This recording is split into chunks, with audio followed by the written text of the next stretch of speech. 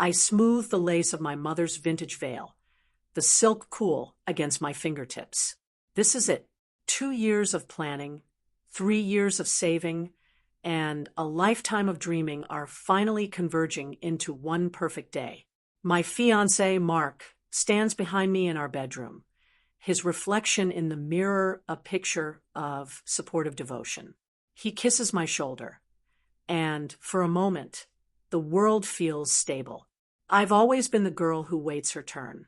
Growing up, I was the quiet one, the one who didn't want to cause a scene.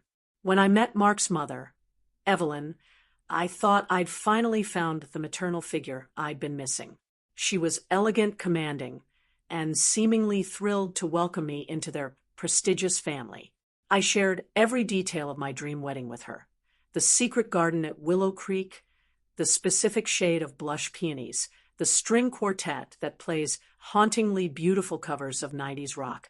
It's going to be the event of the season. Clara, Evelyn whispered during our last lunch.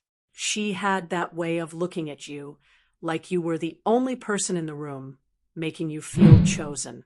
I trusted her with my vision board, my vendor list, and most importantly, my heart. I didn't see the way her eyes lingered on the booking contract for Willow Creek. That was the moment I should have seen the cracks. She kept asking if the deposit was fully refundable, just in case of a rainy day. I laughed it off, thinking she was just being practical. I felt seen. I felt loved.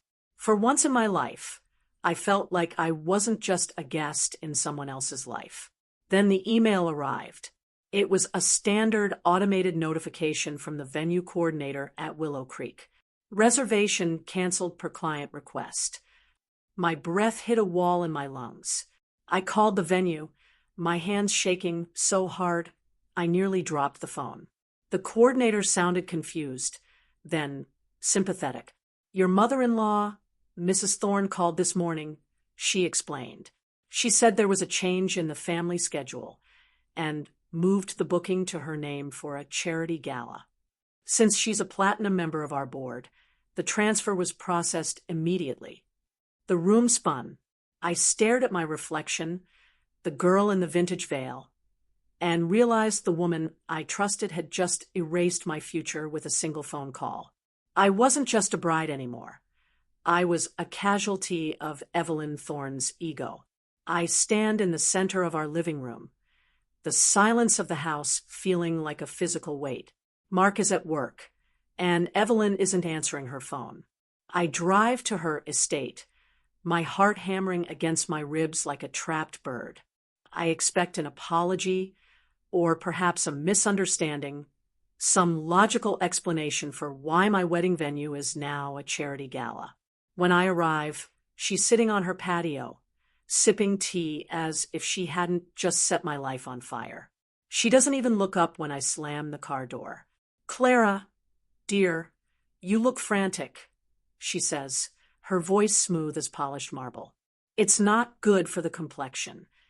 You stole my date, Evelyn, I say, my voice cracking. You took Willow Creek. Why? She finally looks at me, and there is no warmth in her eyes, only a cold, calculated triumph. It's a better use of the space, darling. A Thorne wedding should be at the cathedral, not some overgrown garden. I've already booked the St. Jude's Cathedral for you and Mark for next year. This year, I need the garden for the Botanical Society's fundraiser. You'll understand once you're officially a Thorne. We have obligations. I feel invisible. It isn't just about the venue. It's about the fact that she didn't even think to ask. She simply reached out and took what was mine because she could. I look at her and realize she doesn't see a daughter-in-law. She sees a piece of furniture to be rearranged. Mark won't stand for this, I say, though my confidence is a paper shield. Evelyn smiles, a thin, sharp line. Mark is the one who gave me the login to your wedding portal. Clara. He agreed that a garden party was a bit simplistic for our social standing. He just didn't want to be the one to tell you. The betrayal tastes like copper in my mouth. My stomach drops, a sickening freefall into a reality I wasn't prepared for. My fiancé, the man who held me while I cried over guest lists, had handed the keys to my dream over to his mother behind my back. They thought I wouldn't fight back. They thought I would just fold and take the cathedral wedding a year from now, playing the role of the grateful bride. I leave without another word. I can't look at her, and I certainly can't go home to the man who betrayed me. I drive until the city lights fade into the rolling hills of the countryside. I trusted them. I gave them every piece of my vulnerability, and they used it as a blueprint for my own destruction. I spend the next 48 hours in a cheap motel, staring at the ceiling. The emotional collapse is total. I don't eat. I don't sleep. Every time I close my eyes, I see Mark's face and Evelyn's smile. I feel like a ghost haunting my own life.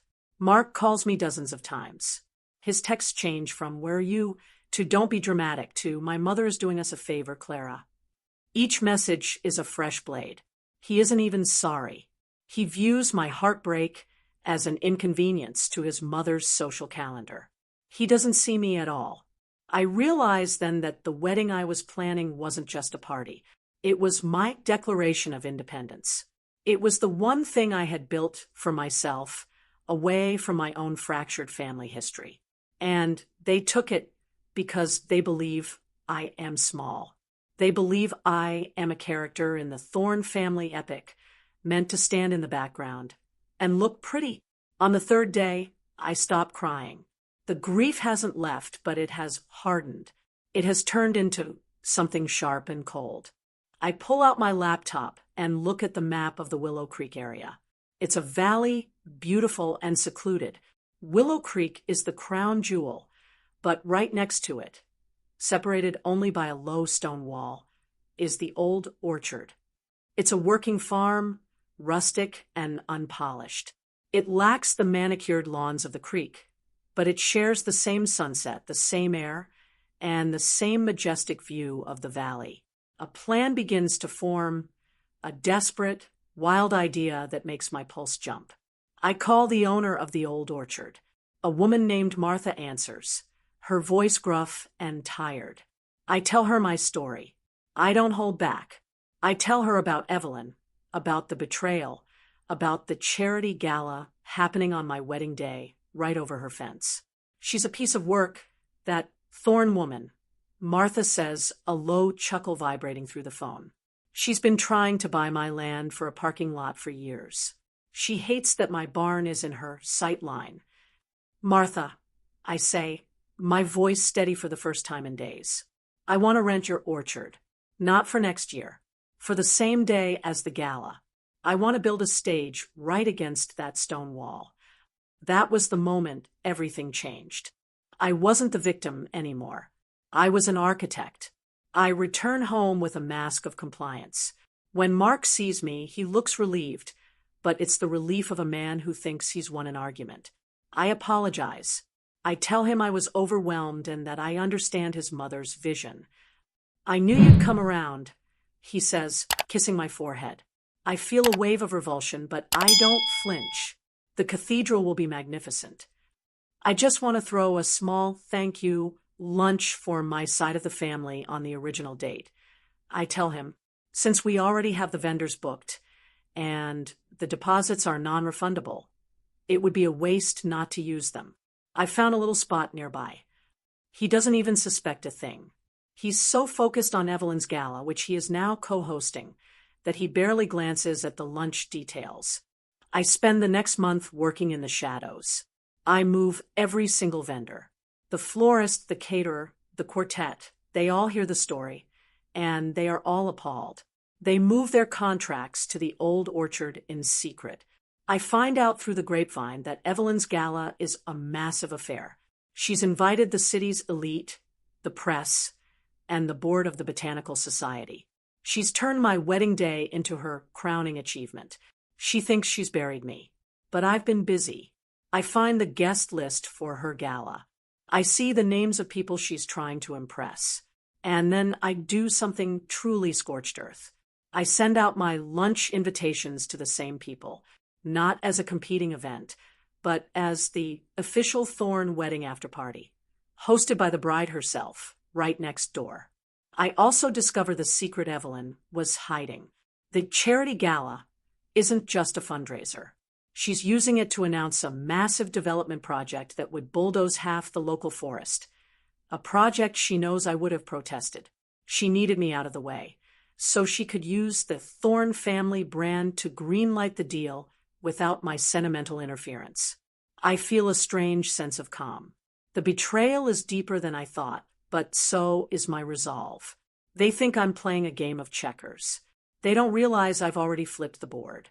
The morning of the wedding, or rather, the gala, is bright and clear. I arrive at the old orchard at 6 a.m.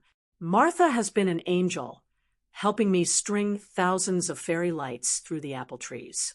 We've built a massive raised wooden deck that sits 3 feet higher than the stone wall separating us from Willow Creek. At Willow Creek, I see the white tents going up. I see Evelyn in her designer suit, barking orders at the staff.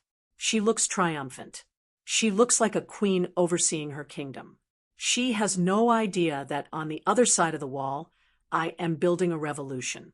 My bridesmaids are there, sworn to secrecy. We get ready in Martha's farmhouse. I put on my dress, not the modest one Evelyn suggested for the cathedral, but a stunning, backless silk gown that makes me feel like a goddess of the woods. As the afternoon sun begins to dip, the gala guests start arriving at Willow Creek. I can hear the muffled sounds of the high society chatter through the trees. At exactly 5 p.m., the quartet begins to play. But they aren't playing soft classical music. I've instructed them to play a soaring cinematic arrangement of bittersweet symphony. The sound carries perfectly over the wall. I see heads turning in the Willow Creek garden. People are standing on their tiptoes, trying to see where the music is coming from. Then I make my move. I don't just walk down an aisle. I walk up the stairs of the raised deck, appearing like a vision above the stone wall. I am framed by the sunset, my white dress glowing against the rustic backdrop of the orchard. The gala stops. The charity speakers are silenced by the sheer volume of my quartet. Every eye in Evelyn's garden turns toward the wall. I see her. She's standing near the buffet, her face turning a shade of purple I've never seen before. Mark is beside her, looking paralyzed. "Welcome, everyone," I call out, my voice amplified by the professional sound system I rented. "I'm Clara, the bride who was supposed to be married here today. Since my mother-in-law needed this space for her charity, I thought I'd just move the wedding 6 feet to the left." The gala guests begin to murmur. Some of them start to laugh. I see phones coming out. People are filming. This is the public revelation. This is the moment the Thorne family image cracks in front of the very people they value most. But before we celebrate, I continue, my voice dropping to a serious tone. I think you should all know what this gala is actually funding. If you check the folders under your seats at my party, you'll see the environmental impact reports for the Thorne Development Project, the one that will destroy the very woods you're standing in. The silence at Willow Creek is deafening. Evelyn tries to shout something, but she's drowned out by the quartet's sudden crescendo. I see several high-profile donors look at their phones, then at the brochures I've had my bridesmaids distribute over the wall. Mark starts walking toward the wall, his face a mask of fury. "Clara, get down from there. You're making a fool of yourself." "No, Mark," I say, looking him directly in the eye. "I'm finally standing up. And by the way, you're not the groom today. You're just a guest at your mother's funeral of a reputation." I turn to my guests, my true friends, my family, and the curious gala-goers who are now climbing over the stone wall to join the better party. Martha opens the gate between the properties, and the trickle becomes a flood. People are abandoning Evelyn's stiff, formal event for the warmth, the music, and the truth of the orchard. The aftermath is a whirlwind of chaos and catharsis. Evelyn's gala is a ghost town within an hour. The local news picks up the story. The Bride Who Moved the Wedding Next Door becomes a viral sensation. The development project is halted under the weight of public scrutiny and the sudden withdrawal of embarrassed donors. Evelyn loses her seat on the botanical board. The prestige she spent 40 years building evaporates in a single afternoon because she couldn't stand to let someone else have a moment of joy. She tries to sue me for emotional distress, but the case is laughed out of court. Mark attempts to apologize weeks later. He shows up at my new apartment with flowers and a ring, talking about fresh starts and learning from mistakes. I don't even let him inside. I look at him and realize I don't feel anger anymore. I don't feel the sting of betrayal. I just feel nothing. He is a small man who lives in a small world governed by a bitter woman. I didn't just move the wedding, Mark. I tell him calmly. I moved on. You and your mother can have the cathedral. I hope the echoes are enough to keep you company. I close the door. Tonight, I sit on my balcony with a glass of wine. The silence isn't heavy anymore. It's light. I'm starting over. And for the first time in my life, I'm the one holding the pen. My life isn't a Thorn production. It's mine.